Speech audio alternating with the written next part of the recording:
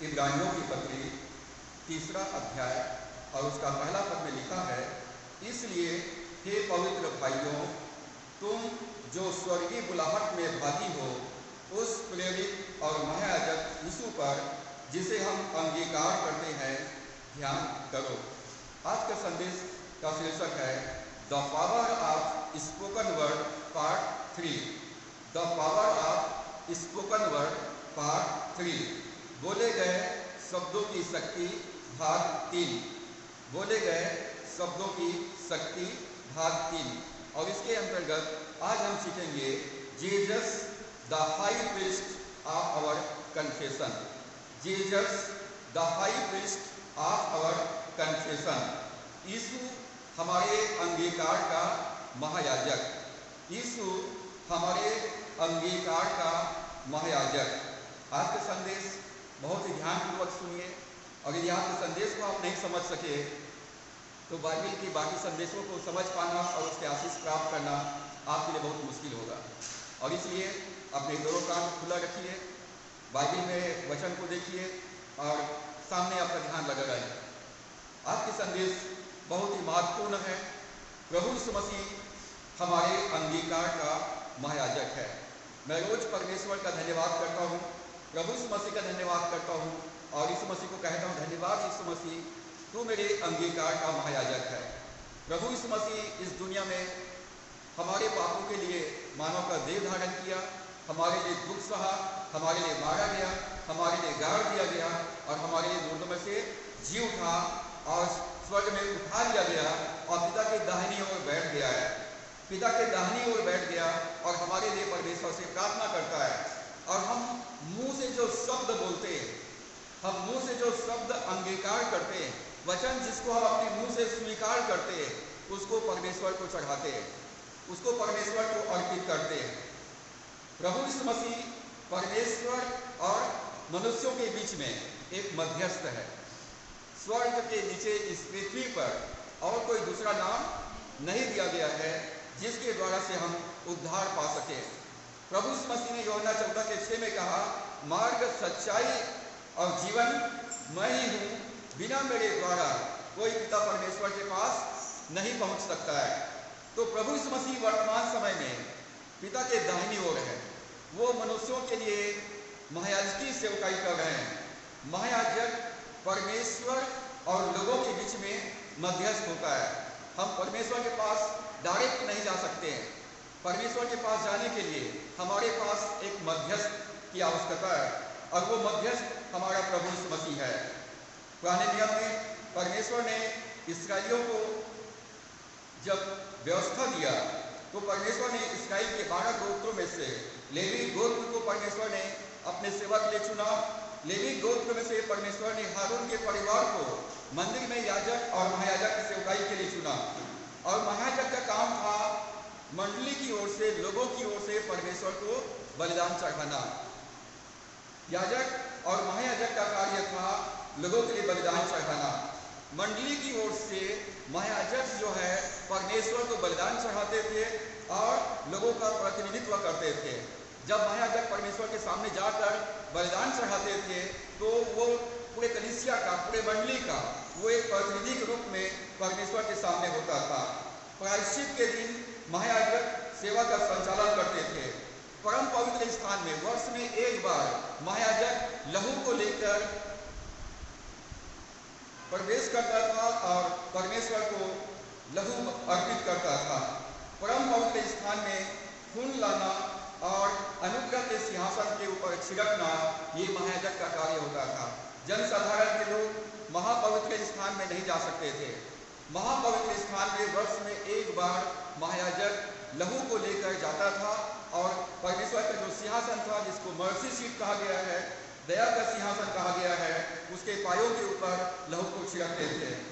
महायाजक का कार्य था लोगों के लिए प्रार्थना करना, लोगों के लिए बलिदान चढ़ाना और लोगों को परमेश्वर की वचन की व्यवस्था की शिक्षा देना। महायाजक का मुख्य कार्य पापों के लिए परमेश्वर और मनुष्यों के बीच में मध्यस्थता करना, ये मुख्य कार्य था। मिलाप वाले तंबू में महायाजक का मुख्य कार्य परमेश्वर और मनुष्य के बीच में पापों के लिए मध्यस्थता करना। प्रभु यीशु मसीह को बाइबल हमारा महायाजक कहता है। प्रभु यीशु मसीह हमारे महायाजक है। प्रभु यीशु मसीह इस संसार में मानव का देह धारण किया और हमारे और परमेश्वर के बीच में वो मध्यस्थ बना।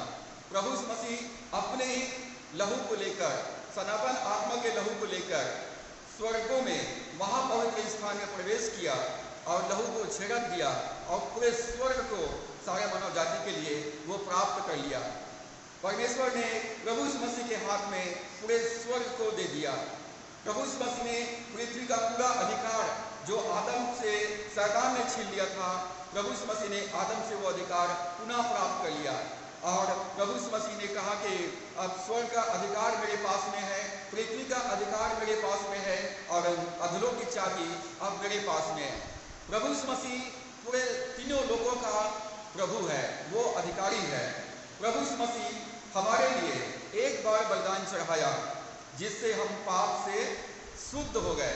एक ही बार। पुराने नियम के जो याजक और महायाजक होते थे वो बार बार पाप बलि चढ़ाया करते थे। उनको नियम के अनुसार बलिदान चढ़ाना पड़ता था, बार बार पशु को बलि करके उनके लहू को चढ़ाना पड़ता था।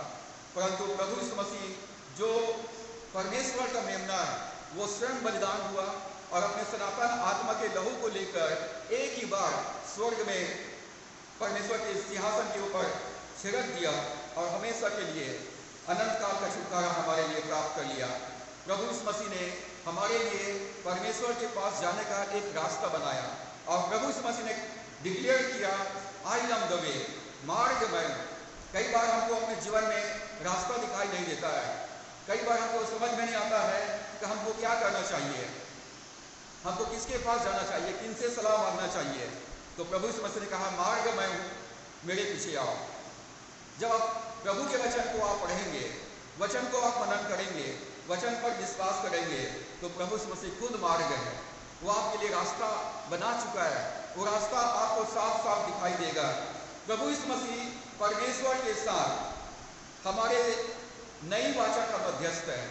पुरानी वाचा में आंख के बदले आंख, दांत के बदले दांत, प्राण के बदले प्राण, खून के बदले खून था और नई वाचा का मध्यस्थ प्रभु यीशु मसीह है। पुरानी वाचा का मध्यस्थ मूसा था।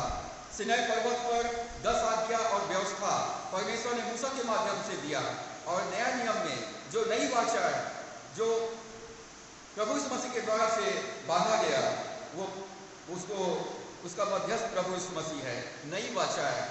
और नई वाचा में हम उत्तम प्रतिज्ञा को हम प्राप्त करते हैं। उत्तम मध्यस्थ के द्वारा से ये वाचा बांधा गया है और हम नई वाचा जो है वो प्रेम की वाचा है। जो कोई उस पर विश्वास करे वो नाश न हो परंतु अनंत जीवन पाए। प्रभु यीशु मसीह हमारे पापों के लिए बलिदान चढ़ाया है। जितने भी व्यवस्था की जो बलिदान है वो बलिदान प्रभु यीशु मसीह ने अर्पित कर दिया है। प्रभु यीशु मसीह हमारे पापों के लिए प्रायश्चित किया। केवल पापों के लिए नहीं, पापों के लिए किया, बीमारी के लिए किया, गरीबी के लिए किया, श्राप के लिए किया, पराजय के लिए किया। जीवन में जितने भी दुख दर्द और समस्याओं का मैं और आप सामना करते, उन सारी समस्याओं का प्रभु यीशु मसीह ने प्रायश्चित किया है। आप यीशु मसीह पर विश्वास करते हैं। जब यीशु मसीह ने आपके लिए पापों का प्रायश्चित कर दिया है तो मुझे और आपको उन समस्याओं में फंसे रहने की आवश्यकता नहीं है। प्रभु यीशु मसीह ने हमारे लिए मध्यस्थ किया। प्रभु यीशु मसीह हमारे कमजोरियों को जानता है, हमारी दुर्बलता को जानता है, हमारे जीवन के हर समस्याओं से वो भली भांति परिचित है, क्योंकि वो स्वयं इस दुनिया में इंसान बन करके रहा। और प्रभु यीशु मसीह आज पिता की दाहिनी ओर हमारे लिए सेवा काम करने के लिए तैयार है। प्रभु यीशु मसीह कौन है? वो उद्धार करता है, वो चंगाई करने वाला है, प्रबंध करने वाला है, रक्षा करने वाला है, अगुवाई करने वाला है, साथ रहने वाला है। ये सबसे बढ़कर वो पूरे विश्व का, पूरे ब्रह्मांड का, वो स्वर्ग का, पृथ्वी का, अधलोक का वो प्रभु है। वो प्रभु है, वो प्रभु है, वो प्रभुओं का प्रभु है, वो प्रभु है, वो मेरा शासक है और वो मेरा महायाजक है। वो मेरा महायाजक है। महायाजक का काम होता है मेरे और परमेश्वर के बीच में मध्यस्थ करना। जैसे हम कोर्ट रूम में जाते हैं तो जज, न्यायाधीश और मेरे बीच में कौन रहेगा? वकील रहेगा। वकील के माध्यम से हम जज से बात करते हैं, वकील हमारी ओर से बात करता है, हम अपनी सारी समस्या वकील को बता देते हैं और वकील हमारी तरफ से वो जज से बात करता है। और ठीक उसी प्रकार से स्वर्ग का न्यायालय में परमेश्वर न्यायाधीश के कुर्सी पर है और प्रभु यीशु मसीह वकील के रूप में हम अपना सारा केस, सारा प्रकरण हम अपने वकील को सौंप देते हैं और प्रभु यीशु मसीह हमारी ओर से केस लड़ता है। यदि हम आत्मिक रूप से हम बात करें तो प्रभु यीशु मसीह हमारा महायाजक है, हमारे लिए वो प्रार्थना करता है, हमारे लिए बलिदान चढ़ाता है, हमारे लिए उसने प्रायश्चित किया है और हमारी वकालत करता है, हमारे लिए वो सिफारिश करता है। परमेश्वर की सारी प्रतिज्ञाएं प्रभु यीशु मसीह में हाँ के साथ आमीन में हैं। महायाजक होने के नाते यीशु ने हमारे पापों का प्रायश्चित किया। जब हम पापों का बोलते हैं तो पाप में पाप शामिल है, बीमारी शामिल है, गरीबी शामिल है, श्राप शामिल है, हमारी पराजय, हमारे जीवन की सारी समस्याएं उसमें शामिल है। मतलब हमारे जीवन में इस शरीर में रहकर जितने प्रकार की समस्याओं का हम सामना करते हैं वो सब कुछ इसमें शामिल है। प्रभु यीशु मसीह हमारे पापों का लिए प्रायश्चित किया और हमको परमेश्वर के निकट लाया। जब आदम ने पाप किया उनको अदन की बगीचा से बाहर निकाल दिया गया, जीवन के पेड़ के चारों तरफ स्वर्गदूतों को नियुक्त कर दिया गया। आदम परमेश्वर से दूर हो गया, आदम के साथ ही साथ सारे मानव जाति परमेश्वर से दूर हो गया। प्रभु यीशु मसीह ने हमको परमेश्वर के नजदीक ला दिया, प्रभु यीशु मसीह ने हमको परमेश्वर के और करीब ला दिया। जितनों ने यीशु मसीह को अपने जीवन का उद्धार करता प्रभु ग्रहण किया उसको उसने परमेश्वर के संतान होने का अधिकार प्रदान किया। आप परमेश्वर के संतान हैं। इस संसार में चाहे आप किसी भी खानदान में, किसी भी परिवार में आप पैदा हुए हो, परंतु आप आत्मिक रूप से आप परमेश्वर के संतान हैं। आप परमेश्वर के परिवार में आप उसके बेटे और उसके बेटियां हैं। प्रभु यीशु मसीह हमारे अंगीकार का महायाजक है। हम जो मुंह से शब्द बोलते हैं उसको परमेश्वर को चढ़ाते हैं। हम जो स्तुति आराधना करते हैं, हम जो स्तुति के बलिदान जो हम परमेश्वर को चढ़ाते हैं, प्रभु यीशु मसीह के द्वारा से वो परमेश्वर को चढ़ाया जाता है।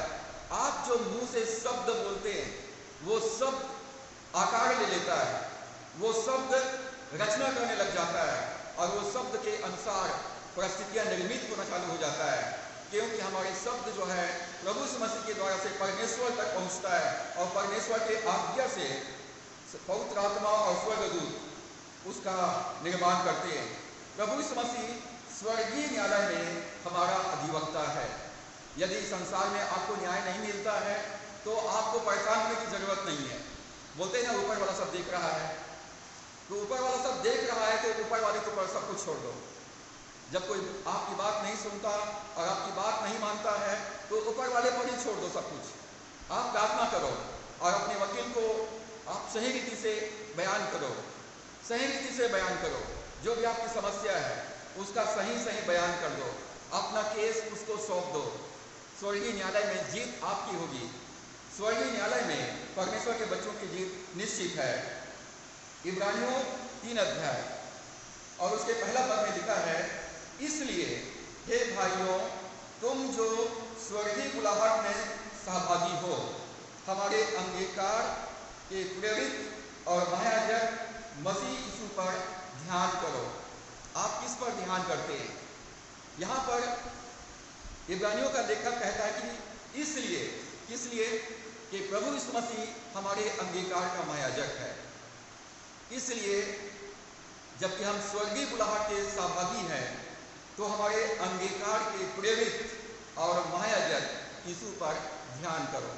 जब अपने जीवन में आप समस्याओं का सामना करते हैं, आप दुष्ट आत्माओं का सामना करते हैं, पाप का सामना करते हैं, तंगी, मुसीबत, क्लेश, उपद्रव, रोग, बीमारी का सामना करते हैं, तो आपको प्रभु यीशु मसीह पर ध्यान करना है। आपका महायाजक आपकी सेवकाई के लिए पिता के दाहिनी ओर बैठा हुआ है और यहाँ से जो मुंह से शब्द बोलेंगे वो शब्द को परमेश्वर तक चढ़ाएंगे और परमेश्वर अपनी प्रतिज्ञाओं को पूरा करेंगे। प्रेरित का मतलब होता है भेजा गया। परमेश्वर की ओर से इस संसार में प्रभु यीशु मसीह को भेजा गया ताकि वो सारे मानव जाति के पापों के लिए प्रायश्चित करे। प्रभु यीशु मसीह परमेश्वर का मेमना, प्रभु यीशु मसीह इस दुनिया में हमारे लिए मानव का देह धारण किया और हमारे पापों के प्रायश्चित के लिए वो कलवरी के क्रूस पर अपना प्राण दिया और परमेश्वर ने उसको हमारे लिए इस दुनिया में छुटकारा दिलाने के लिए भेजा था। हमें मुक्ति दिलाने के बाद वो परमेश्वर के उपस्थिति में हमारा महायाजक बनने के लिए स्वर्ग में लौट गया। अपने लहू को लेकर, सनातन आत्मा के लहू को लेकर स्वर्ग में वापस लौट गया, पिता की दाहिनी ओर बैठ गया और हमारे लिए एक सहायक अर्थात पवित्र आत्मा को दे दिया। पवित्र आत्मा अब हमारे आत्मा में निवास करता है। हम परमेश्वर के निवास स्थान हैं, हम परमेश्वर के मंदिर हैं, परमेश्वर को लेके जाने वाले पात्र हैं, हम मिलाप वाले तंबू हैं। पूरा स्वर्ग मेरे और आपके आत्मा में निवास करता है। स्वर्गदूत हमारी चारों तरफ सेवा काल करने के लिए रहते हैं। तो प्रभु यीशु मसीह का वर्तमान समय में सेवकाई किया है। प्रभु यीशु मसीह ने कहा, जहां 2 या 3 मेरे नाम से एकत्रित होते हैं, उनके मध्य में मैं उपस्थित होता हूँ। परमेश्वर अपने लोगों के स्तुति के सिंहासन पर विराजमान होता है। जब आप परमेश्वर की तारीफ करते हैं, जब आप उसकी प्रशंसा करते हैं, जब स्तुति गान करते हैं, उसका सिंहासन बन जाता है। लेकिन जब आप दोष लगाते हैं, जब आप लुटराते हैं, जब आप निंदा करते, जब आप अविश्वास करते, जब आप शक करने लगते, जब आप बुरी बातें बोलने लगते, तब दुष्ट आत्मा का सिंहासन लग जाता है। शैतान चारों तरफ तांडव करने लगता है और आपका जीवन पहले से और बदतर हो जाता है। तो हमको इस बात को जानना है, हमारे मुंह से निकला हुआ शब्द परमेश्वर का सिंहासन बना देता है। हमारे मुंह से निकला हुआ शब्द शैतान को आकर्षित कर सकता है। आप शैतान को अपने जीवन में आकर्षित कर सकते हैं या स्वर्ग को अपने जीवन में, अपने परिवार में ला सकते हैं। अब ये आपके ऊपर में है कि स्वर्ग को आप अपने जीवन में महसूस करना चाहते हैं, स्वर्गीय जीवन व्यतीत करना चाहते हैं, या इस संसार में आप तकलीफ के साथ जीवन व्यतीत करते हुए आप स्वर्ग जाना चाहते हैं। ये आपके ऊपर में। और इसलिए हमारे हाथ में पवित्र शास्त्र बाइबिल है। उत्पत्ति से प्रकाशित वाक्य तक ये परमेश्वर का वचन है। परमेश्वर अपने वचन में वचन का पालन करता है। परमेश्वर अपने वचन को महत्व देता है। इस पूरे सृष्टि में परमेश्वर ने मनुष्य को मुखरता का वरदान दिया है ताकि हम अपने मुंह से परमेश्वर का गुणगान करें। वो कहता है, हर एक को जो मेरा कहलाता है, मैंने अपनी महिमा के लिए उन्हें सृजा है, रचा है और बनाया है। मुर्दे लोग परमेश्वर की आराधना नहीं कर सकते, मुर्दे लोग परमेश्वर का धन्यवाद नहीं कर सकते। जब आप प्रभु यीशु मसीह में जिलाए गए तो अपने मुंह को खोले और परमेश्वर का धन्यवाद करें। सिर्फ परमेश्वर का धन्यवाद करें, किसी का बुराई ना करें, किसी को गाली ना दें और किसी पर दोष ना लगाएं और न ही कोई बुरी बातें, अविश्वास की बातें, शक की बातें बोले। आप केवल परमेश्वर की तारीफ के लिए अपना मुंह खोलें। और यदि आपको तारीफ करना नहीं आता है तो मुंह बंद करके रहें। परमेश्वर की प्रशंसा करना नहीं आता है तो मुंह बंद करके रहें। और यदि मुंह बंद करके आप कहेंगे कोर्ट में, तो आपका वकील बोलेगा, बोलना तो हत्या किया है क्या, तो हत्या किया क्या? तो वकील क्या बोलेगा, ये तो गुंगा कुछ बोल नहीं सकता है, बहरा सुन नहीं सकता है। तो क्या करेगा वकील और जज? डाल दो इसे कोठरी में। यही किया है। आप यदि अपने मुंह बंद किए रहेंगे तो आपका वकील और आपका महायाजक आपके लिए कुछ नहीं करेगा। आप क्रिश्चियन हैं, मसीह विश्वासी हैं, आप जन्म से मसीही हैं, आपको जन्म से बाइबल की शिक्षा दिया गया है, लेकिन वचन का अनुभव अपने जीवन में पाना चाहते हैं तो आपको वचन को पढ़ना है, वचन को अपने हृदय में रखना है, वचन को अपने मुंह से अंगीकार करना है और तभी आप वचन का आशीष अपने जीवन में प्राप्त कर सकते हैं। तो प्रभु यीशु मसीह का वर्तमान समय का सेवकाई है, यीशु हमारे अंगीकार का महायाजक है। हम पृथ्वी पर हैं, स्वर्ग परमेश्वर का सिंहासन है और पृथ्वी उसके पांव की चौकी है। और कहता है, जहां कोई मेरे नाम से 2 या 3 इकट्ठे होते हैं, उनके मध्य में मैं उपस्थित होता हूँ। और यदि अपने मुंह को आप बंद कर लेते हैं, अपने ओठ को बंद कर लेते हैं, तो स्वर्ग में हमारा जो अधिवक्ता है प्रभु यीशु मसीह, वो आपके पैरवी नहीं कर सकेगा। स्वर्गीय अदालत में आपका जो न्याय वकील है, जो आपको प्रेम करता है, आपकी पैरवी नहीं कर पाएगा। जितना अधिक हम परमेश्वर के वचन को स्वीकार करते हैं, जितना अधिक परमेश्वर के वचन का हम अंगीकार करते हैं, उतना ही अधिक हम महायाजकी सेवकाई को सक्रिय करते हैं। जितना ज़्यादा आप वचन को अपने मुंह से अंगीकार करेंगे, उतना ही ज़्यादा प्रभु यीशु मसीह आपके जीवन में काम करेगा। जितना ज़्यादा आप वचन को मनन करेंगे, जितना ज़्यादा वचन को याद करेंगे, जितना ज़्यादा वचन को अपने मुंह से लगातार बोलते रहेंगे, वचन को बोलते रहेंगे, वचन को बोलते रहेंगे, तो उतना ही ज़्यादा प्रभु यीशु मसीह सक्रिय होगा, पवित्र आत्मा उतना ही ज़्यादा सक्रिय होगा, स्वर्गदूत उतने ज़्यादा सक्रिय होंगे, पूरे स्वर्ग आपके साथ साथ चलेगा, क्योंकि आपके मुंह से निकला हुआ शब्द परमेश्वर के लिए बहुत महत्वपूर्ण है। और स्वर्गदूत आपके मुंह से निकले गए वचनों को लेगा, पवित्र आत्मा आपके मुंह से निकले गए वचनों को लेगा और वचन को पूरा करेगा। और यदि आपको बोलना नहीं आता है तो आप अपने महायाजक यीशु मसीह को कमजोर कर देते हैं, उसके हाथ को बांध देते हैं, पवित्र आत्मा को शोकित कर देते हैं, स्वर्ग को आप दरवाजा खिड़कियों को अपने लिए बंद कर देते हैं और आप इस संसार में समस्याओं का सामना करते हुए, रोते गाते हुए, टुकराते हुए, फ्रस्ट्रेटेड होते हुए अपने जीवन को व्यतीत करेंगे और इस दुनिया से चले जाएंगे। इब्रानियों की पत्री 4 अध्याय उसका 14 पद, जिनके पास बाइबल है आप लोग बाइबल खोल सकते हैं। हमने पहला रेफरेंस देखा इब्रानियों 3 अध्याय का पहला पद, प्रभु यीशु मसीह हमारे अंगीकार का महायाजक है। प्रभु यीशु मसीह हमारे अंगीकार का महायाजक है। और 4 अध्याय के 14 पद में लिखा है, इसलिए जब हमारा ऐसा बड़ा महायाजक है जो स्वर्गों से होकर गया है, अर्थात परमेश्वर का पुत्र यीशु, तो आओ हम अपने अंगीकार को दृढ़ता से थामे रहें।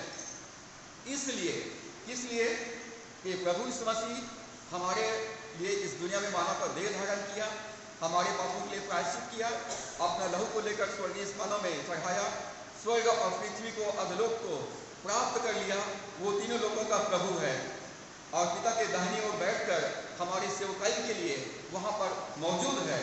तो यहाँ पर कहता है कि इसलिए जब हमारा ऐसा बड़ा महायाजक है जो स्वर्गों से होकर गया है, वो वायुमंडल से गया, स्वर्ग से गया और तीसरे स्वर्ग में चला गया, अर्थात परमेश्वर के पुत्र यीशु, तो आओ हम अपने अंगीकार को दृढ़ता से थामे रहें। हम मुंह से जो वचन को बोलते हैं उसको थामे रहें, लगातार बोलते रहें, विश्वास के साथ बोलते रहें, चाहे परिस्थितियां कुछ भी क्यों ना हो, आपको वचन को थामे रहना है। जब परमेश्वर कहता है तो परमेश्वर ने जो कहा है वो सत्य है, आपको विश्वास करना है। मनुष्य चाहे कुछ भी बोले, परिस्थितियां कैसी भी क्यों ना हो, आपको चाहे कैसे भी महसूस क्यों ना हो, आपको कैसे भी क्यों ना दिखाई देता हो, आप आंख बंद करके मुंह को खोले और वचन को बोले, क्योंकि परमेश्वर का वचन सत्य है। प्रभु ने कहा तुम मेरे वचन में बने रहोगे तो सत्य को जानोगे और सत्य तुम्हें आजाद करेगा। हम परिस्थितियों को देखते हैं, हम लोगों की सुनते हैं, हम शरीर की सुनते हैं, शरीर से पूछते हैं तू चंगा हो गया क्या, कैसा लग रहा है तेरे को।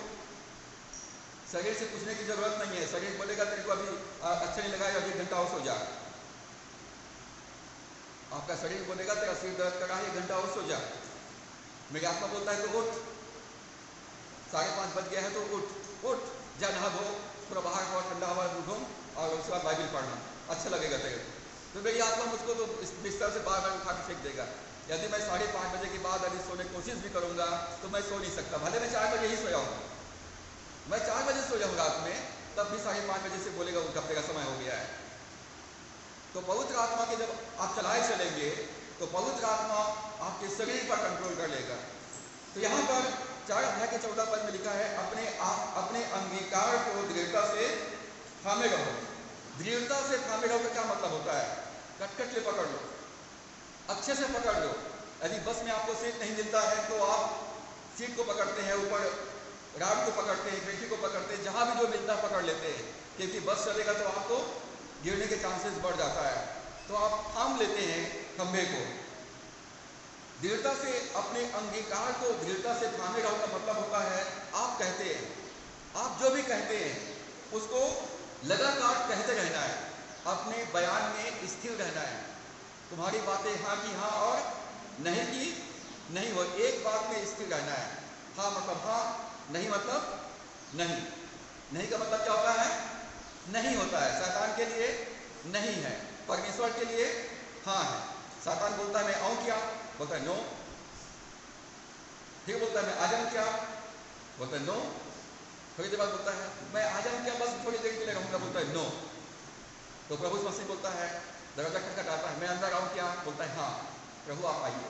आप किसके लिए दरवाजा खोलते हैं वो आपके ऊपर निर्भर करता है कि आप परमेश्वर के वचन के लिए, पवित्र आत्मा के लिए, सेवा के लिए, आज्ञा पालन के लिए, प्रार्थना करने के लिए, गवाही देने के लिए, स्तुति आराधना करने के लिए द्वार खोलते हैं या शैतान के बहाना के लिए द्वार खोलते हैं, वो आपके ऊपर में। प्रभु यीशु ने कहा तुम्हारी बातें हाँ की हाँ और नहीं की नहीं हो। शैतान के लिए no, no vacancy, do not disturb का टैग लगा हुआ है। तो कितना भी कोशिश कर ले तेरे को अंदर आने की अनुमति नहीं है। और पवित्र आत्मा के लिए, परमेश्वर के लिए, प्रभु यीशु मसीह के लिए द्वार हमेशा खुला हुआ है। प्रभु ये जीवन आपके लिए है। तो कुछ कहना और लगातार कहते रहना, पीछे नहीं हटना है, निराश नहीं होना है। तो दृढ़ता से थामे रहो का मतलब होता है लगातार कहते रहना है, कंटिन्यू कहते रहना है, आंख बंद करके कहते रहना है, चिल्ला चिल्ला के कहते रहना है, जो भी आएगा उसको कहते रहना है। जब लगातार आप कहते रहेंगे, अपने जबान से, अपने बयान से पीछे नहीं हटेंगे, आप निराश भी नहीं होंगे, परिस्थितियों को देखकर निराश भी नहीं होंगे, तब जो आप बोल रहे हैं वैसी परिस्थितियाँ निर्मित हो जाएगी। जब इस्राइल में 3.5 साल का वक्त का अकाल पड़ा हुआ था तो एलिया ने बारिश के लिए प्रार्थना किया। कितनी बार प्रार्थना किया? 7 बार प्रार्थना किया, 7 बार प्रार्थना किया। और 7 बार एलिया जो है अपना सेवक एलीशा को बोलता था जाओ ऊंचे पहाड़ पर चढ़ जा और देखना कहीं बादल दिखाई दे रहा है क्या। पहली बार गया, वापस लौट के आया, बारिश की कोई गुंजाइश नहीं है। दूसरी बार गया, तीसरी बार गया, चौथी बार गया, 5वीं बार गया, 6वीं बार गया और एक ही जवाब लेकर के आया। क्या जवाब लेके आया? बारिश की कोई संभावना नहीं है। तो क्या एलिया ने प्रार्थना करना छोड़ दिया? एलिया लगातार लगातार गिड़गिड़ा कर प्रार्थना करता रहा। और 7वीं बार में जब क्या जवाब लेके आया? एक बादल जो है हथेली के बराबर दिखाई दे रहा है, छोटा सा बादल दिखाई दे रहा है। और एलिया के लिए ये पर्याप्त था समझना कि मेरी प्रार्थना कबूल हो गया है, मेरे प्रार्थना का उत्तर मिल गया है। और एलिया कहता है मैं तो बारिश की सनसनाहट की आवाज़ को भी मैं सुन सकता हूँ। इब्रानियों 10 अध्याय उसका 21 पद, इब्रानियों 10 का 21वां पद, यहाँ पर लिखा है और इसलिए कि हमारा ऐसा महान याजक है जो परमेश्वर के घर का अधिकारी है। हमारे पास जो महायाजक है वो परमेश्वर के घर का अधिकारी है, वो स्वर्ग का अधिकारी है, वो पृथ्वी का अधिकारी है, वो अधलोक का अधिकारी है, वो तीनों लोगों का प्रभु है। वो प्रभु है, वो हमारा मास्टर है, वो स्वामी है। जबकि हमारा जो महायाजक है वो सर्वशक्तिमान परमेश्वर है। तो लिखा है 23 पद में, आओ हम अपनी आशा के अंगीकार को दृढ़ता से थामे रहें, क्योंकि जिसने प्रतिज्ञा की है वो सच्चा है। वहां पर लिखा है अपने 4 अध्याय के हमने पढ़ा 14 पद में, अपने अंगीकार को दृढ़ता से थामे रहो। और यहाँ पर एक शब्द जोड़ दिया है, अपने आशा के अंगीकार को दृढ़ता से थामे रहो। यहाँ पर एक शब्द जोड़ दिया गया है, आशा के अंगीकार को थामे रहो। हम विश्वास करते हैं और आशा में आनंदित रहते हैं कि एक दिन जो मैं विश्वास करता हूँ वो अवश्य मेरे जीवन में पूरा होगा। हम आशा में आनंदित रहते हैं। तो हमारी जो आशा है हमको उसको थामे रहना है। यहाँ पर विश्वास की अंगीकार नहीं है। इब्रानियों 10 के 23 पद में विश्वास का अंगीकार नहीं है परंतु आशा का अंगीकार है। आशा, डॉक्टर बोलता है इनके बचने का कोई चांस नहीं है, डॉक्टर बोलता है इनके बचने का कोई चांस नहीं है, लेकिन फिर भी हमको विश्वास है और हमको आशा है। जो मनुष्यों से नहीं हो सकता है वो परमेश्वर से हो सकता है। और हम घुटना टेकते हैं और प्रार्थना करते हैं और वचन को घोषणा करते हैं।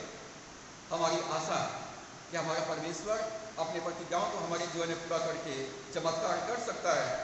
अगर हम लंबे समय तक विश्वास को अंगीकार करते हैं, जो हम विश्वास करते हैं उसको लगातार अपने मुंह से अंगीकार करते रहते हैं, तो वो हमारी आशा बन जाती है। जैसे आम को अचार बनने में समय लगता है ना, जब लगातार आम को आप नमक के साथ में या हल्दी मिर्ची के साथ में डुबा के रख देंगे तो वो अचार बन जाएगा, उसका स्वाद पहले से और बेहतर हो जाएगा। और उसी प्रकार से जब लंबे समय तक वचन पर आप विश्वास करते हैं, वचन पर विश्वास करते हैं, वचन को बोलते रहते हैं, और आपके जीवन में एक आशा उत्पन्न हो जाता है, एक भरोसा आ जाता है और एक उम्मीद आ जाता है। इब्रानियों 11 अध्याय और उसके पहला पद में लिखा है, विश्वास आशा की वस्तुओं की निश्चय और अनदेखी वस्तुओं का प्रमाण है। तो विश्वास क्या है? तो विश्वास की परिभाषा यहाँ पर दिया है, विश्वास आशा की वस्तुओं का निश्चय और अनदेखी वस्तुओं का प्रमाण है। हमारे पास 5 ज्ञानेंद्रिय है और विश्वास 6वां ज्ञानेंद्रिय है, 6th सेंस। हम 6ठे ज्ञानेंद्रियों के द्वारा से जान लेते हैं कि मेरे साथ ये होने वाला है, ये परिस्थितियां निर्मित होने वाली है, क्योंकि हमने विश्वास की आंखों से देखा, विश्वास की कानों से सुना और विश्वास करके आत्मा से हम बोलते हैं, ये हो जाएगा। तो 6th सेंस जो है मसीह विश्वासियों के पास में है। जब हम वचन को अपने विश्वास का आधार बना लेते हैं तो आशा आती है। आपके विश्वास का आधार मनुष्यों का ज्ञान नहीं, आपके विश्वास का आधार डॉक्टर का रिपोर्ट नहीं, आपके विश्वास का आधार परमेश्वर का वचन होना चाहिए। क्योंकि परमेश्वर का वचन कहता है, इसलिए मैं कहता हूँ, परमेश्वर का वचन है तो परमेश्वर उसको पूरा करने के लिए सामर्थी है। जब वचन को अपने जीवन का आधार बना लेते हैं तो आपके जीवन में हमेशा आशा रहेगी, आप कभी निराश नहीं रहेंगे, आप हमेशा आनंदित रहेंगे। तो आशा का मतलब क्या होता है? आशा का मतलब होता है भलाई के लिए एक उम्मीद, भलाई के लिए एक भरोसेमंद उम्मीद। इस संसार में बहुत सारे लोग हैं और हम कभी कभी किसी न किसी मनुष्य पर हमको भरोसा करना पड़ता है, और जब बड़े काम होता है यार तो बोलते हैं मुझे भरोसा नहीं है, मुझे इस बार भरोसा नहीं कि इसको कर पाएगा। तो हमको मनुष्यों पर हम भरोसा नहीं कर सकते हैं, क्योंकि मनुष्य कमजोर है, निर्बल है, वो आपकी आशाओं पर खरा नहीं उतर सकता है। लेकिन हमारा परमेश्वर सर्वशक्तिमान है, जिसने वायदा किया है वो सामर्थी है, वो विश्वास योग्य है। तो हमको अपने परमेश्वर पर एक उम्मीद रखना है, भरोसा रखना है, भलाई के लिए एक भरोसेमंद उम्मीद। जैसा रोमियो 8:28 में लिखा है, जो परमेश्वर से प्रेम करते हैं उनके लिए सारी बातें मिलकर भलाई उत्पन्न करती है। एक के बाद एक बुरी घटनाएं घट रही है, एक के बाद हानि हो रहा है, एक के बाद एक नुकसान होते जा रहा है, एक के बाद हम असफलता का सामना कर रहे हैं, लेकिन फिर भी हमको भरोसा है परमेश्वर के ऊपर। मेरा परमेश्वर सारी बातों को मिलाकर भलाई को उत्पन्न कर देगा। जब हम परमेश्वर के वचन पर विश्वास करते हैं, वचन को अपने जीवन का आधार बना लेते हैं, वचन को लगातार हम बोलते हैं, तो हमारे अंदर में एक भरोसेमंद उम्मीद पैदा हो जाता है कि मेरे लिए सारी बातें मिलाकर परमेश्वर भलाई को उत्पन्न करेगा। लेकिन हमें बिना किसी हिचकिचाहट के अपने विश्वास और अंगीकार को मजबूती से थामे रहना चाहिए। जब आप अपने शरीर को देखते हैं, जब डॉक्टर के रिपोर्ट को देखते हैं, जब आप दर्द को आप फील करते हैं तो आपको डर लगता है, आपके मन में तरह तरह के विचार उत्पन्न होने लगते हैं, संदेह जगह लेने लग जाता है। शैतान पूरे समय मृत्यु के चित्र को आपके मस्तिष्क में लाता है। परंतु ऐसी परिस्थितियों में बिना किसी हिचकिचाहट के अपने विश्वास और अंगीकार को मजबूती से थामे रहना है। कुछ भी हो जाए, जिस बस में मैं बैठा हूँ वो मुझे मंजिल तक पहुँचाएगा, जिस ट्रेन में मैं बैठा हूँ वो मुझे मंजिल तक पहुँचाएगा। आपको विश्वास के साथ बैठते हैं, आप ड्राइवर को नहीं देखते कि मैं जाके देखते मैं देखता हूँ ड्राइवर है कि नहीं है। आप विश्वास के साथ बैठ जाते हैं, सो जाते हैं, सुबह उठते हैं तो आप जहाँ जाना है वहाँ पहुँच जाते हैं। तो हमको विश्वास के साथ परमेश्वर के वचन को थाम लेना है, विश्वास के साथ वचन को ग्रहण कर लेना है। जब हम परमेश्वर के वचन को स्वीकार कर लेते हैं तब हमारी तरफ से पूरा स्वर्ग जो है लड़ाई लड़ता है, हमारा वकील लड़ाई लड़ता है, प्रभु यीशु मसीह हमारा अधिवक्ता है, हमारा केस लड़ता है। जब आप लगातार वचन को बोलते रहते हैं, यीशु मसीह के मार खाने से, उसे कोड़े खाने से मैं तंदुरुस्त हूँ, आप लगातार बोलते रहते हैं कि अब मैं बलवान हूँ, आप लगातार बोलते मैं आशीषित हूँ, आप लगातार बोलते रहते मैं भरपूर हूँ, लगातार बोलते रहते हैं, तो हमारा वकील केस लड़ता है। पवित्र आत्मा वैसी परिस्थितियों को निर्मित करता है स्वर्गदूत हमारे आवश्यकता की चीज़ों को लाने के लिए वो सेवा में लग जाता है। अंधकार के शक्तियों के खिलाफ स्वर्गदूत लड़ाई लड़ता है और हम अंत में युद्ध जीत जाते हैं। रोमियो 10:10 में लिखा है, यदि आप पढ़ सकते हैं तो आप पढ़ लीजिए। रोमियो 10:10 में धार्मिकता के लिए मन से विश्वास किया जाता है और उद्धार के लिए मुंह से अंगीकार किया जाता है। दो बातें लिखा है। धार्मिकता के लिए मन से विश्वास किया जाता है। क्या विश्वास करते हैं? कि यीशु मसीह मेरे लिए इस दुनिया में आया, मेरे पापों के लिए प्रायश्चित किया, मेरे लिए क्रूस पर मारा गया, मेरे लिए गाड़ दिया गया और मेरे लिए मुर्दों में से जी उठा है। वो जीवित प्रभु है, वो जीवित यीशु मसीह है। धार्मिकता के लिए मन से विश्वास किया जाता है और उद्धार पाने के लिए मुंह से अंगीकार किया जाता है कि वो मेरा प्रभु है, वो मेरा उद्धार करता है, वो मेरा शासक है, वो मेरा राजा है, वो मेरा प्रभु है, वो मेरा सृष्टि करता है, वो मेरे जीवन का सब कुछ है। जब आप मुंह से कबूल करते हैं यीशु मसीह मेरा प्रभु है, तो शैतान मुंह देखते रह जाता है आपका, अब गया मेरे हाथ से ये। नरक की शक्तियां देखते रह जाता है, ये गया मेरे हाथ से। आपके आत्मा नरक से निकलकर स्वर्ग में आ जाता है। आपके मुंह से जब अंगीकार का शब्द निकलता है, जब विश्वास से बड़े हृदय से कहते कि यीशु मेरा प्रभु है, तो आपकी आत्मा नरक से निकलता है, आपकी आत्मा का पुनरुत्थान हो जाता है। स्वर्ग में आपका स्वागत होता है। परमेश्वर आपको अपने संतान रूप में ग्रहण करता है। नरक की शक्तियां आपको, उनके बंधन, उनके सारे श्राप टूट जाता है। आप अंधकार के सामर्थ्य से, नरक के बंधन से आप आजाद हो जाते हैं। और उसके बाद शैतान क्या करेगा? ज़्यादा से ज़्यादा अपने दूतों को भेजेगा, जा उसको वापस लाना, उसको वापस लाना जा।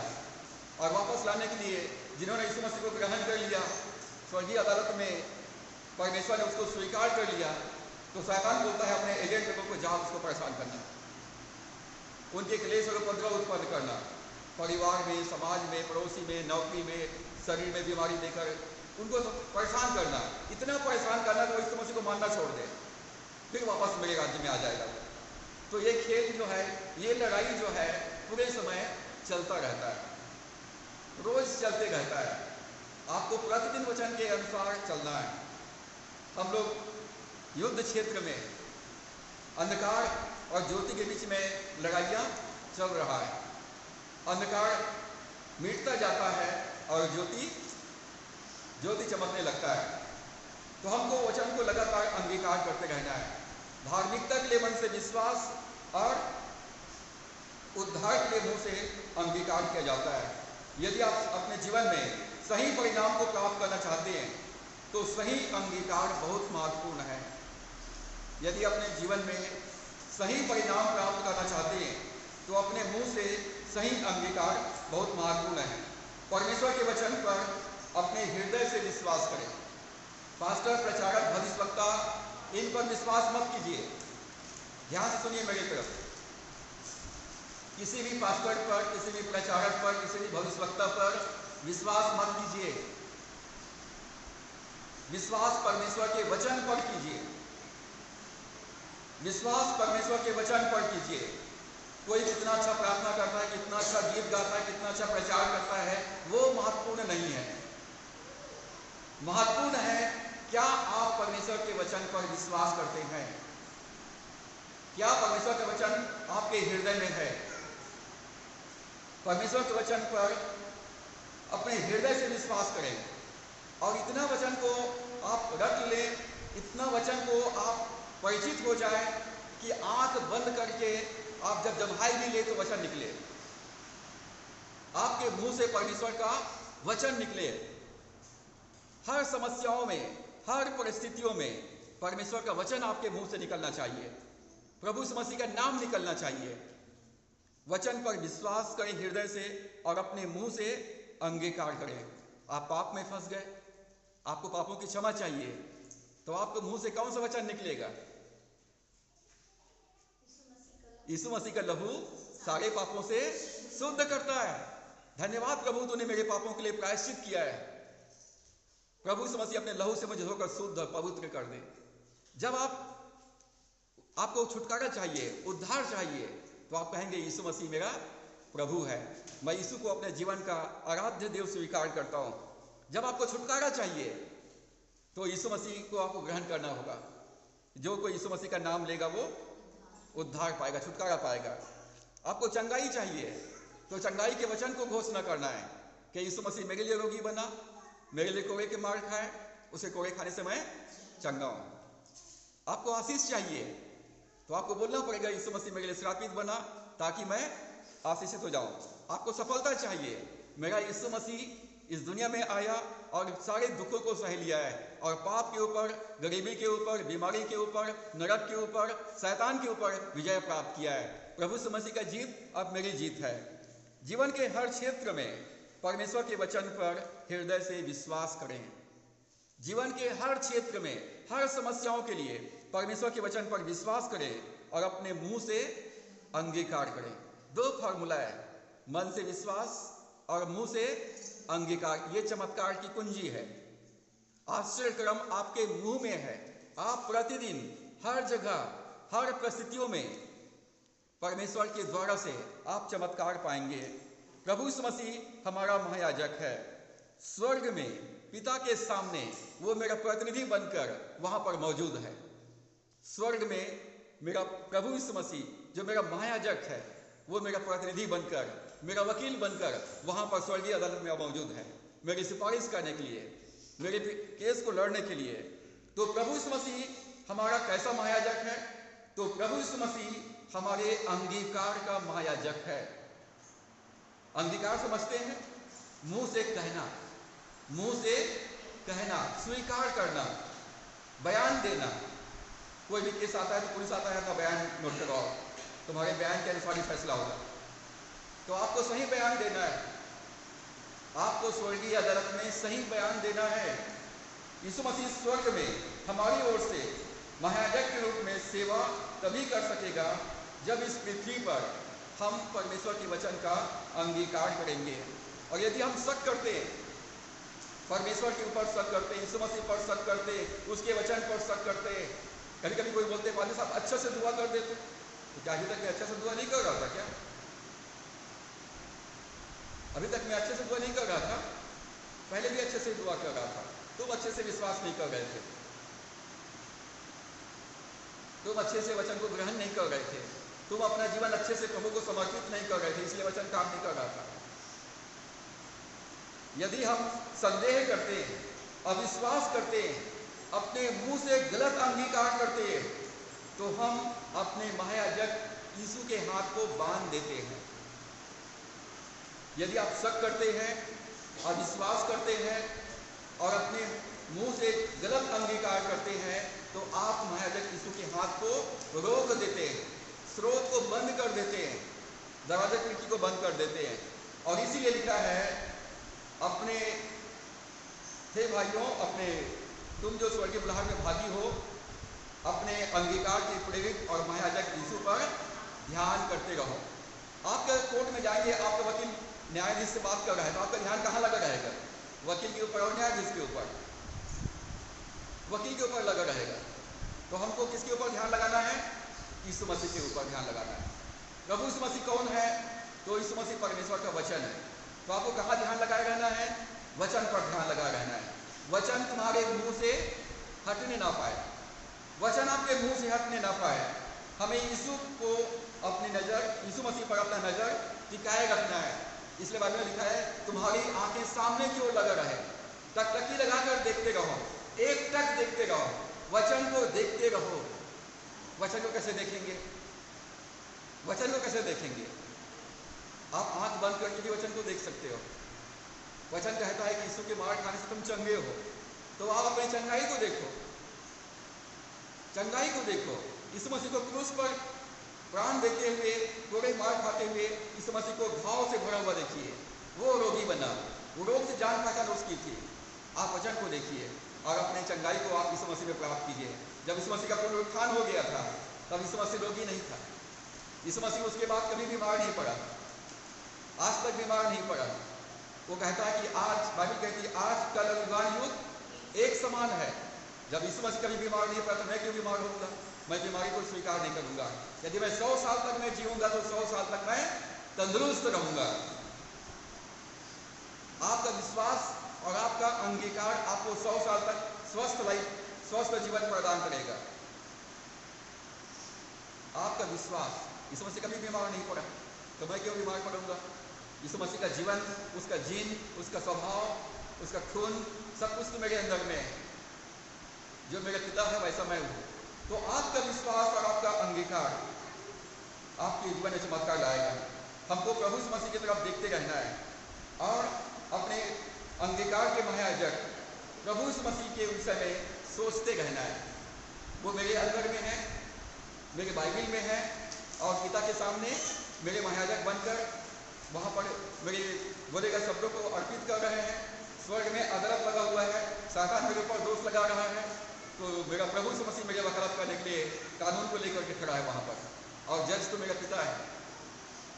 फैसला मेरे पक्ष में होना ही है, मुझे कोई डाउट नहीं है उसमें।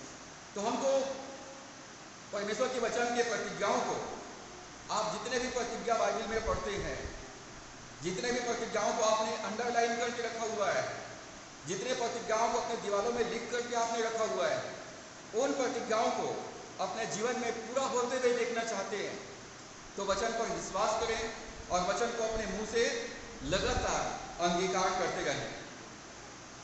जब हम हवाई जहाज में यात्रा करते हैं, जब हवाई जहाज को ऊपर चढ़ना होता है तो उसका रफ्तार बहुत ज़्यादा होता है, और इसलिए पहले से निर्देश दिया जाता है कि कृपया यात्रीगण अपना अपना सीट बेल्ट बांध लें, क्योंकि हवाई जहाज का गति जो है, रफ्तार अचानक से बहुत तेज होगा और आप गिर सकते हैं, और आपको अपने सीट में बैठे रहना है, सीट से उठना नहीं है।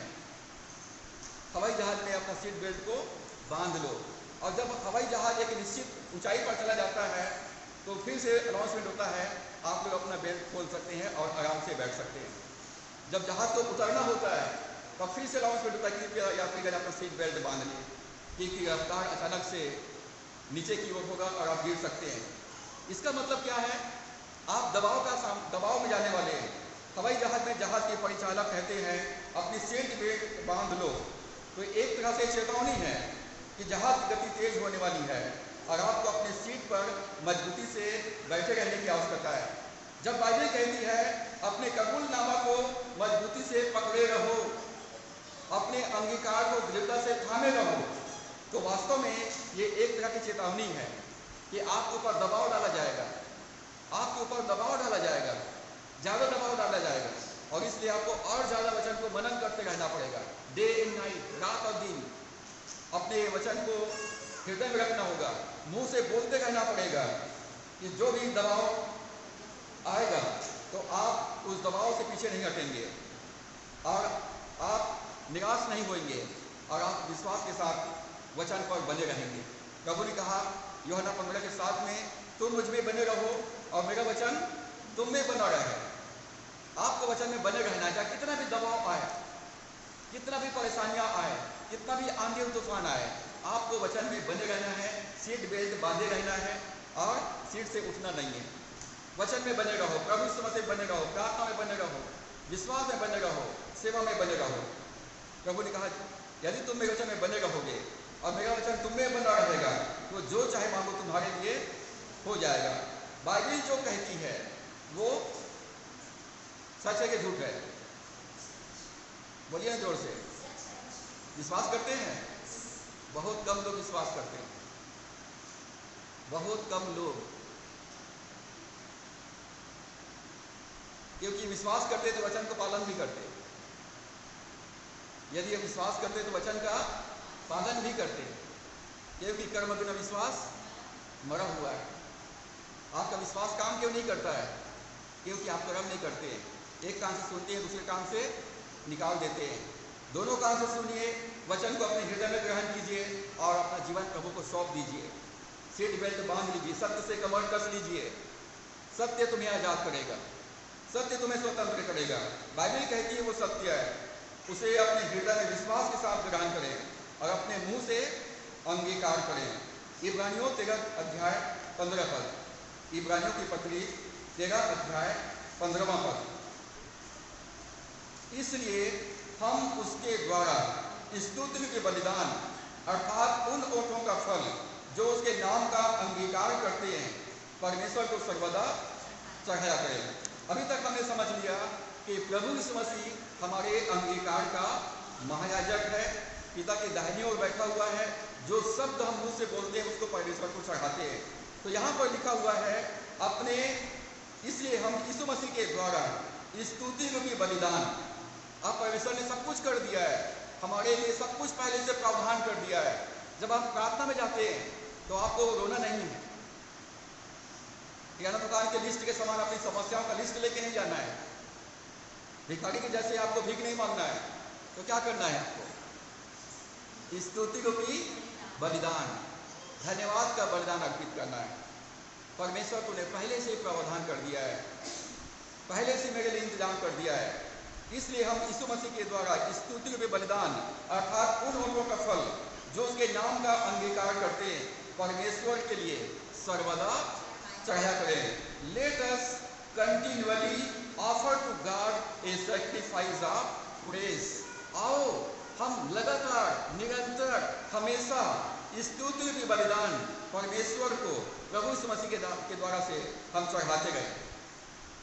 चंगाई सभा आजकल बहुत आम बात हो गई है ना, चंगाई, यहाँ जाएंगे चंगा हो जाएंगे, वहाँ जाएंगे चंगा हो जाएंगे, लोग ऐसा सोचते हैं। लेकिन चंगा करने वाला कहाँ रहता है? मेरे और आपके अंदर में ही रहता है। चंगाई आज से 2020 साल 24 साल पहले परमेश्वर ने प्रभु यीशु मसीह के द्वारा से हमेशा हमेशा के लिए प्रावधान कर दिया है। मौसम के अनुसार थोड़ा बहुत स्वास्थ्य में ऊपर नीचे होता ही है, कीटाणुओं के कारण से, महामारी के कारण से, श्राप की वजह से, पाप की वजह से, शैतान की ओर से मनुष्य के शरीर में बीमारी आता ही है। लेकिन हमारा परमेश्वर जो चंगा करने वाला है वो हमारे लिए एक ऐसा प्रावधान कर दिया है कि जैसे मैं बीमार पड़ूंगा मैं तुरंत चंगा हो जाऊंगा, मैं फिर से चंगा हो जाऊंगा। और यदि आप कभी भी बीमार ना पड़े तो ये आश्चर्यकर्म है, एक चमत्कार है। मेरा यीशु मसीह कभी बीमार नहीं होता है और मैं उसके पीछे चलूंगा तो दुर्बलता की दुष्ट आत्मा मेरे शरीर पर राज नहीं करेगी, मैं तंदुरुस्ती में चलूंगा। तो चंगाई के लिए यशायाह 53 अध्याय 4 से 5 पद, मत्ती 8 अध्याय 17 पद, पहला पतरस 2 अध्याय 24 पद, ये तीनों पद कहता है कि प्रभु यीशु मसीह हमारे लिए रोगी बना, हमारे दुखों को सह लिया, हमारे रोगों को उठा लिया, हमारे लिए घायल किया गया, हमारे लिए कुचला गया, हमारे लिए कोड़े के मार खाए, हमारे पापों को लेकर क्रूस पर चढ़ गया और उसी के मार खाने से, उसी के कोड़े खाने से मैं चंगा हूँ। तो आपको इसके लिए क्या करना है? रोज परमेश्वर का धन्यवाद करना है, रोज परमेश्वर को स्तुति में बलिदान चढ़ाना है। जब सुबह उठते हो तो परमेश्वर का धन्यवाद करते हो, शाम को ड्यूटी से लौटते हो तो धन्यवाद करते हो। आप कभी बीमार नहीं पड़ोगे। हमेशा का स्वस्थ रहने का फार्मूला यही है कि आप अपने महायाजक को कहे, बोलना है, आपको कहना है कि उसके कोड़े खाने से मैं चंगा हूं। यीशु मसीह हमारे लिए रोगी बना ताकि हम स्वस्थ रहे, हमारे लिए रोगी बना ताकि हम स्वस्थ रहें। आपको कहना है मुंह से, धन्यवाद यीशु मसीह, तो मेरे लिए कोड़े के मार खाए, तेरे कोड़े खाने से मैं चंगा हूं। जब बीमार पड़ेंगे तब बोलेंगे तो असर नहीं करेगा। और सुन लीजिए, जब आप बीमार पड़ेंगे तब विश्वास करेंगे तो ज़्यादा असर नहीं करेगा। लेकिन आप हमेशा का विश्वास का जीवन जिए हो, जब प्रतिदिन निरंतर धन्यवाद किए हो, तो ये तुरंत असर करेगा, ये तुरंत। और इसलिए सुबह हो या शाम लेना प्रभु का नाम, कहते जाना है यीशु यीशु नाम। आप सुबह और शाम कहना, धन्यवाद यीशु, तेरे मार खाने से, तेरे कोड़े खाने से मैं तंदुरुस्त हूँ। आप कभी बीमार पड़ेंगे ही नहीं, आप तंदुरुस्त रहेंगे, हमेशा तंदुरुस्त रहेंगे, 100 साल तक जिंदा रहेंगे और फिर भी आप स्मार्ट रहेंगे, फिर भी आप सुंदर रहेंगे। अपने बीमारी के बारे में ना बोलें। और सुनिए ध्यान से, अपने बीमारी के बारे में ना बोलें। अपने बच्चों को घर में दिन भर देख सकते हो, अभी वचन को देखो। अपनी बीमारी के बारे में ज़्यादा ना बोलें, अपने बीमारी के बारे में ज़्यादा बात ना करें, अपने शरीर से बार बार मत पूछे तेरे को कैसा लग रहा है। अपनी आत्मा से अंगीकार करें, अपनी चंगाई के बारे में बोलें, मैं यीशु के मार खाने से, कोड़े खाने से मैं चंगा हूं। भजन 34 के पहला पद दाऊद क्या कहता है? मैं हर समय यहोवा को धन्य कहा करूंगा। हर समय खाते पीते उठते बैठते पूरे समय बोलते रहो, एक ही जवान, एक ही गीत, यीशु के मार खाने से, उसे कोड़े खाने से मैं चंगा। हमारे चंगाई का फार्मूला मिल गया। अब इस संसार में हमारी जरूरत है रोटी कपड़े और मकान की, धन की जरूरत है, पैसे की जरूरत है। छोटे से लेकर बड़े बुजुर्गों तक सबको पैसा चाहिए और बहुत पैसा चाहिए, क्योंकि महंगाई का जमाना आ गया है। संपन्नता, आर्थिक समृद्धि के लिए क्या करना चाहिए? बाइबल में लिखा है कि मनुष्य जिस दशा में है वैसे ही वो खुश रहे। जिस परिस्थिति में परमेश्वर ने मुझको और आपको रखा है, उसी परिस्थिति में हमको परमेश्वर को धन्यवाद करना है। लेकिन हमारे जीवन की जरूरत संपन्नता है, पैसा है। पैसे के बारे में बाइबल क्या कहती है? पैसे के लिए परमेश्वर ने क्या प्रावधान किया है? तो दूसरा कुरिन्थियों 8 अध्याय के 9 पद में लिखा है कि तुम हमारे प्रभु यीशु मसीह का अनुग्रह को जानते हो कि वो धनी होकर के भी तुम्हारे लिए कंगाल हो गया, कि उसके कंगाल हो जाने के द्वारा से तुम धनी हो जाओ। आपने यीशु मसीह को ग्रहण कर लिया है, आप धनवान यीशु मसीह को ग्रहण किए हो। वो आपके लिए गरीब बना, आपके लिए कंगाल बना, ताकि आप प्रभु यीशु मसीह में धनवान हो जाओ। वो हमारे लिए कंगाल हो गया ताकि हम अमीर बन सके। अब जो गरीब है वो कहे, क्या कहे? मैं धनवान।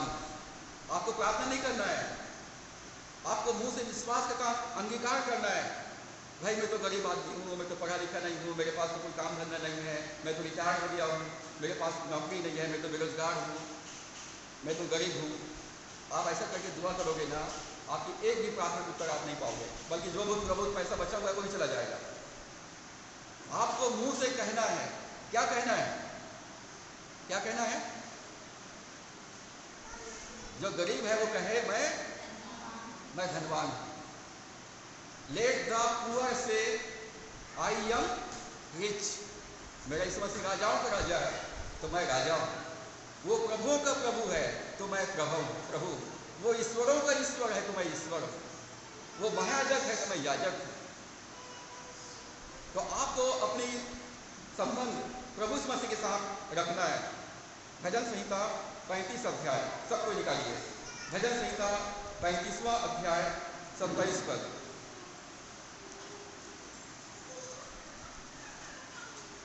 भजन संहिता 35 अध्याय 27 पद।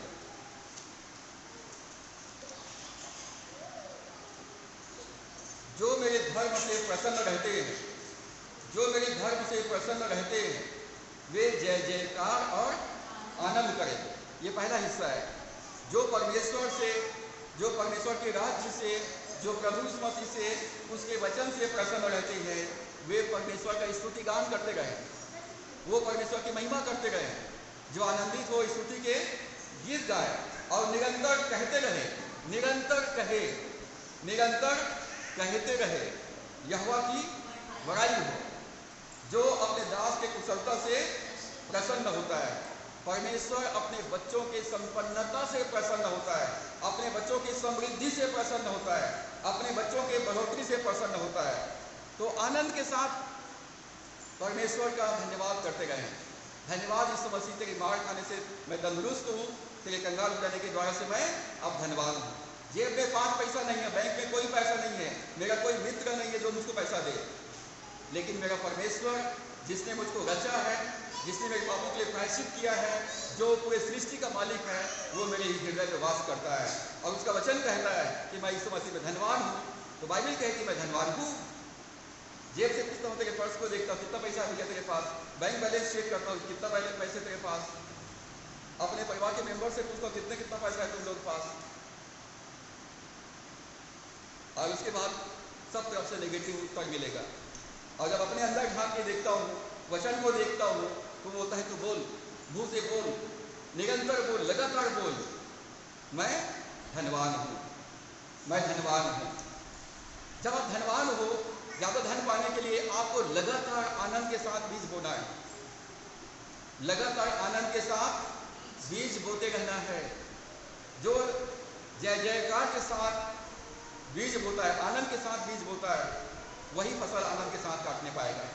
और यदि आप खाली आराधना करने वाले हैं, खाली विश्वास करने वाले हैं और बीज बोने वाले नहीं हैं आप, तो आप धन प्राप्त नहीं कर पाएंगे। और कोई रास्ता है ही नहीं बाइबल में, और कोई रास्ता है ही नहीं। धोखा न खाओ, परमेश्वर ठट्ठों में नहीं उड़ाया जाता है, क्योंकि मनुष्य जो बोता है वही काटेगा। धन के लिए बोने और काटने का नियम लागू होता है। आप जब बोएंगे तभी आप काटेंगे। आप कंजूस बन करके, अविश्वासी बन करके आप यदि परमेश्वर के राज्य में बोना बंद कर देते हैं तो कंगालीपन से आप घिरे रहेंगे, अभाव से आप घिरे रहेंगे, समस्याओं से आप घिरे रहेंगे। आप कभी संपन्नता, भरपूरी को अपने जीवन में कभी महसूस नहीं कर पाएंगे, क्योंकि वो रहेगा ही नहीं। वो आएगा एक रास्ते से और जाएगा 7 रास्ते से। लेकिन आप परमेश्वर के राज्य में बीज बोते हैं तो परमेश्वर कहता है मैं अपने दरवाजा खिड़कियां तुम्हारे लिए खोल दूंगा। तो संपन्नता के लिए परमेश्वर ने हमारे लिए प्रावधान किया, बहुतायत का जीवन, भरपूरी का जीवन, उमड़ता हुआ जीवन। इब्रानियों 2:9 में लिखा है, प्रभु यीशु मसीह हर एक मनुष्य के लिए मृत्यु का स्वाद चखा। प्रभु यीशु मसीह हर एक मनुष्य के लिए मृत्यु का स्वाद चखा ताकि हम प्रभु यीशु मसीह में जीवन पा सके। रोमियो 6:23 में बाइबल कहती है, पाप की मजदूरी मृत्यु है। पाप किया है पक्का नरक में जाके मरेगा, जाके तो सड़ता रहेगा। लेकिन बाइबल कहती है कि प्रभु यीशु मसीह मेरे लिए नरक में गया, मेरे लिए वो नरक की आग में 3 दिन और 3 रात तक रहा, मेरे लिए नरक की आग को उसने सह लिया, मेरे लिए मृत्यु के स्वाद को चख लिया। अब मुझे नरक में जाने की कोई जरूरत नहीं है। मैं पाप किया हूँ परंतु मेरे पापों के लिए यीशु मसीह ने प्रायश्चित किया है, नरक का दंड वो अपने ऊपर ले लिया है। अब मैं जीवन पाऊंगा, बहुतायत का जीवन पाऊंगा, स्वर्गीय जीवन को प्राप्त करूंगा। और इसलिए यूहन्ना 10:10 में कहता है, चोर चोरी करने, घात करने और हत्या करने के लिए आता है, मैं इसलिए आया हूँ कि वे जीवन पाए और बहुतायत का जीवन पाए। बहुतायत का जीवन, उमड़ता हुआ जीवन, भरपूरी का जीवन, अबंडेंट लाइफ, अनलिमिटेड लाइफ।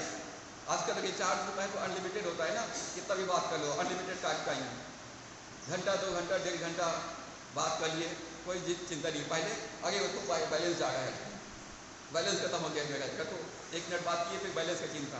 अब रिचार्ज होता है वो अनलिमिटेड टाइम है। तो हमारे पास जो जीवन ईश्वर ने दिया कैसा है?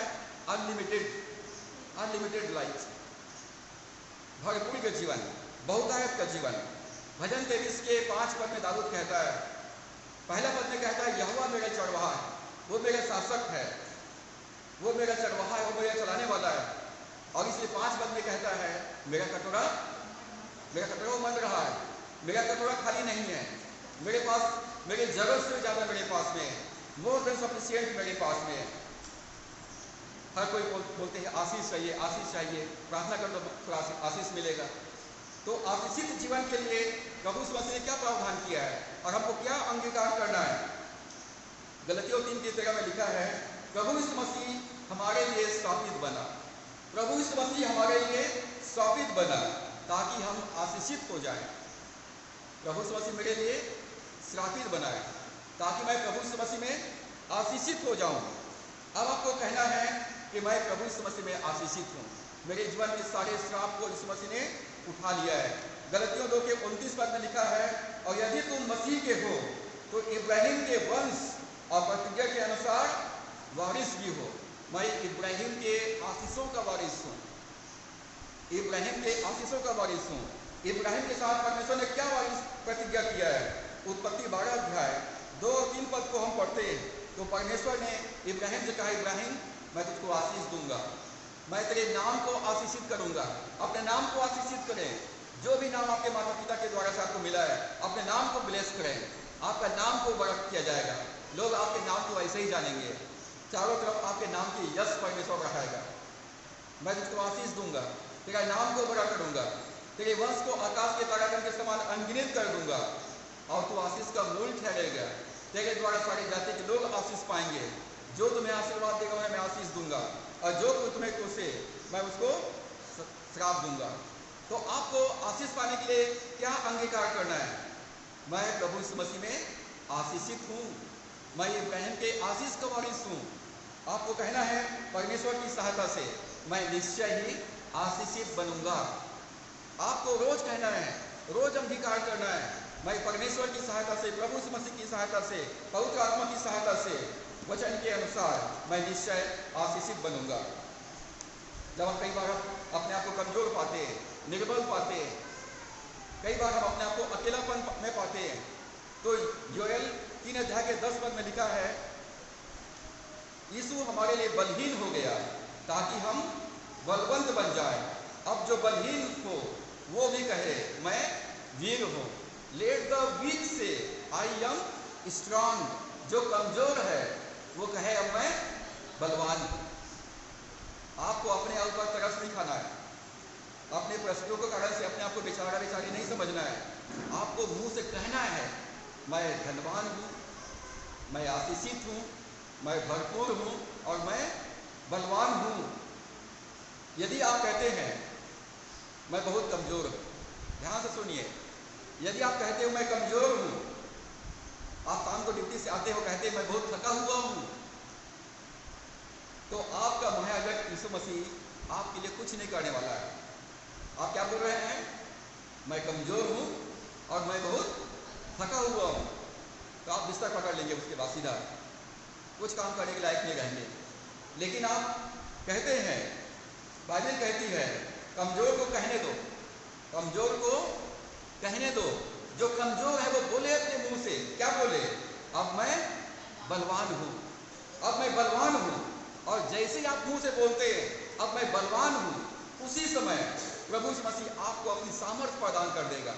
दिन भर आपने रात भर काम करके आया है, फिर भी आपको बोलते हैं अभी मैं बलवान हूँ, तो आपके अंदर में एक एनर्जी फिर से आ जाएगा, ताजगी आ जाएगा और फिर से आप आगे के सारे काम को कर पाएंगे। फिलिपियों 4:13 में पौलुस कहता है जो मुझे सामर्थ्य देता है उसमें मैं सब कुछ कर सकता हूँ। दूसरा कुरिन्थियों 12:10 में कहता है जब मैं निर्बल होता हूँ तब मैं बलवान होता हूँ। दिन भर के आपका पेट्रोल खत्म हो गया है, एनर्जी खत्म हो गया है और शाम को आके कहते हैं मैं यीशु मसीह में बलवान हूँ, तो प्रभु यीशु मसीह अपनी सामर्थ्य दे देता है और आप घर के आके खाना बना सकते हो बढ़िया अपने परिवार के लिए स्वादिष्ट भोजन, और अपने परिवार के लोगों को सेवा कर सकते हो। परिवार के लोग आपकी तारीफ करते हुए नहीं छूटेंगे, क्योंकि आपने दिन भर काम करने के बाद घर का भी सेवा किया। सबसे पहले आप ही उठते हो, सबसे लास्ट में आप ही सोते हो, फिर भी आप नहीं थकते हो, ऐसों की प्रशंसा की जाएगी। लेकिन आप एकदम थके मांदे हो करके बैठ जाते हो तो आपकी तारीफ प्रशंसा कहीं पर भी होने वाली नहीं, परमेश्वर भी आपकी मदद नहीं करने वाला है। जो कमजोर है वो कहे मैं बलवान हूँ। संसार के लोग बोलते हैं बहुत अधर्मी हो, तुम बहुत पापी हो, बहुत दुष्ट हो, तो प्रभु यीशु मसीह हमारे लिए पापी बना ताकि हम परमेश्वर के लिए धर्मी बन जाए। दूसरा कुरिन्थियों 5:21 में लिखा है वो हमारे लिए पाप बन गया ताकि हम धर्मी बन जाए। प्रभु यीशु मसीह हमारे लिए पापी बना, अब मैं यीशु मसीह में धर्मी हूँ। परमेश्वर धर्मियों की तरफ, परमेश्वर के आगे धर्मियों की तरफ लग रहता है, परमेश्वर की कान धर्मियों की तरफ लग रहता है, परमेश्वर धर्मियों की रक्षा करता है। तो आप प्रभु यीशु मसीह में धर्मी हो तो रोज परमेश्वर का धन्यवाद करो इसके लिए, धन्यवाद यीशु मसीह तूने मेरे पापों को क्षमा किया, अब तूने यीशु मसीह की धार्मिकता अब मेरी धार्मिकता है। यिर्मयाह 23:6 में लिखा है यहोवा हमारी धार्मिकता है। प्रभु यीशु मसीह की धार्मिकता अब मेरी धार्मिकता है। और यशायाह 14:14-17 में लिखा है मैं धार्मिकता में स्थिर हूँ, जितने मेरे विरुद्ध भीड़ लगाएंगे वे मेरे कारण गिरेंगे। आप धर्मी हो, आपके विरोध में जितना लोग बलवा करेंगे, विद्रोह करेंगे, मुद्दई होकर नालिश करेंगे, वे आपके कारण से गिर पड़ेंगे। जितने हथियार मेरी हानि के लिए बनाए जाए उनमें से कोई सफल नहीं होगा, क्योंकि आप धर्मी हो, धार्मिकता में स्थिर कर दिया गया हो। आपके विरोध में संसार की ओर से, शैतान की ओर से जितना भी हथियार चलाएंगे उनमें से कोई भी सफल नहीं होगा। जितने लोग मुद्दई होकर मुझ पर नालिश करें उन सबों से मैं जीत जाऊंगा, क्योंकि मेरा प्रभु यीशु मसीह वकील है, मेरा पिता न्यायाधीश है। और जब आप सही रीति से अंगीकार करोगे तो आप हर एक परिस्थितियों में विजय प्राप्त कर लोगे। मीका 5:12 में लिखा है मैं तेरे तंत्र मंत्र को नाश करूंगा। परमेश्वर कहता है मैं तेरे तंत्र मंत्र को नाश करूंगा और तुझमें तो उन्हें आगे को ना रहेंगे। यदि कोई जादू टोना भी आपके ऊपर में करता है तो प्रभु कहता है मैं तुम्हारे बीच में से जादू टोना को, तंत्र मंत्र को नाश कर दूंगा। नहूम 1:12 में लिखा है चाहे वे सब प्रकार से सामर्थी हो, चाहे वे बुद्धि से, धन से, बल से सामर्थी हो, चाहे वे सब प्रकार से सामर्थी हो, उनकी संख्या भी बहुत हो, तो भी पूरी रीति से काटे जाएंगे और शून्य हो जाएंगे। यदि आपका बैरी बहुत सामर्थी है उनकी संख्या भी बहुत अधिक है। परमेश्वर का वचन कहता है वो पूरी रीति से काटे जाएंगे और शून्य हो जाएंगे। और इसलिए आपको डिक्लेयर करना है कि यीशु मसीह मेरे जय का झंडा है, वो मेरे यहोवा निसी है, वो मुझको जय के गुस्सा में लिए चलता है। नहूम 1:13 में लिखा है, अब मैं उसका जुआ तेरी गर्दन पर से उतार कर तोड़ डालूंगा और तेरे बंधन हार डालूंगा। शैतान की ओर से, संसार की ओर से जितना भी बंधन और श्राप डाला गया है, बीमारी डाला गया है, गरीबी डाला गया है, परमेश्वर कहता है मैं उसके बंधन को तोड़ डालूंगा। पहला यूहन्ना 4:4 में लिखा है, हे बालकों तुम परमेश्वर के हो और तुमने उन पर जय पाई है, क्योंकि जो तुम में है वह उससे जो संसार में है बड़ा है। बाहर समस्या है, लेकिन मेरे अंदर में प्रभु मसीह है जो तीनों लोगों का प्रभु है। और इसलिए हमको परमेश्वर का धन्यवाद करना है। धन्यवाद प्रभु यीशु मसीह, महिमा की आशा यीशु मुझ में निवास करता है। पवित्र आत्मा पूरे शक्ति पूरे सामर्थ्य के साथ मेरे जीवन में निवास करता है। आपको केवल स्तुति में बलिदान परमेश्वर को चढ़ाना है। गिनती 23:23 में लिखा है, निश्चय कोई मंत्र याकूब पर नहीं चल सकता और इस्राएल पर भावी कहना कोई अर्थ नहीं रखता। कोई मंत्र आपके ऊपर नहीं चलेगा। कोई कितना भी आपके विरोध में दांत कट रहे, कितना भी आपको श्राप दे, कितना भी गाली गलौज करे, कितना भी आपकी बुराई में बोले, कुछ भी आपको असर होने वाला नहीं है। यशायाह 8:10 में लिखा है, तुम युक्ति करो तो करो। आपका जो विरोधी है उसके लिए बोला जा रहा है, तुम युक्ति करो तो करो, परंतु वो निष्फल हो जाएगी। तुम कुछ भी करो, तुम कुछ भी कहो, परंतु तुम्हारा कहा हुआ ठहरेगा नहीं, क्योंकि परमेश्वर हमारे संग है।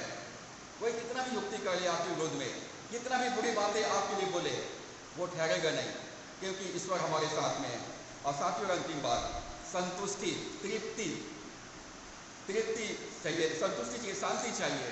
तो प्रभु यीशु मसीह हमारे लिए प्यासा हुआ, क्रूस पर उसने कहा मैं प्यासा हूँ, ताकि हम तृप्त हो जाए। योएल 3:18 में लिखा है, उस समय पहाड़ों से नया दाख मधु टपकने लगेगा। जब आप वचन को बोलेंगे कि प्रभु यीशु मसीह मेरे जीवन का जल है, यीशु मसीह मेरे आनंद का स्रोत है, जब आप वचन को बोलेंगे तो पहाड़ों से नया दाख मधु टपकने लगेगा, टीलों से दूध बहने लगेगा, यहूदा के देश के सब नाले जल से भर जाएंगे। यहोवा के भवन में से एक सोता फूट निकलेगा, जिससे सित्तीम की घाटी सींची जाएगी।